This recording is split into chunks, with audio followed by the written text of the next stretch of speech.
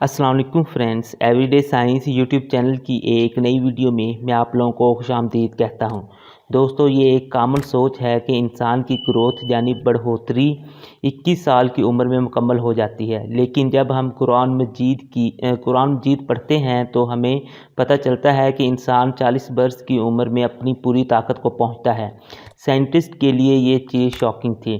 कुछ साइंसदानों ने इस पर तहकीक की है। इस तहकीक के हैरानकुन नताइज जानने से पहले अगर आप हमारे चैनल पर नए आए हैं तो इसे सब्सक्राइब कर लें ताकि आपको ऐसी वीडियोस की अपडेट्स मिलती रहें।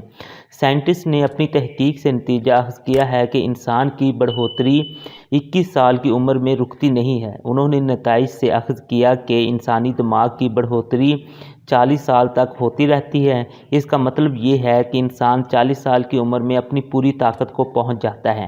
यहाँ पर कुरान मजीद की सूरह अल-अहकाफ की आयत नंबर 15 जिसमें अल्लाह का फरमान है कि वो अपनी जवानी को पहुंच जाता है और 40 साल की पुख्ता उम्र को पहुंचता है की भी तस्दीक होती है।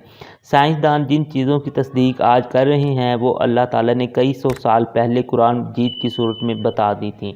दोस्तों, उम्मीद है आपको आज की ये वीडियो पसंद आई होगी। वीडियो पसंद आए तो इसे लाइक करें, इसे अपने दोस्तों के साथ शेयर करें और हमारा चैनल लाजमी सब्सक्राइब कर लें। Thanks for watching. अल्लाह निगहबान।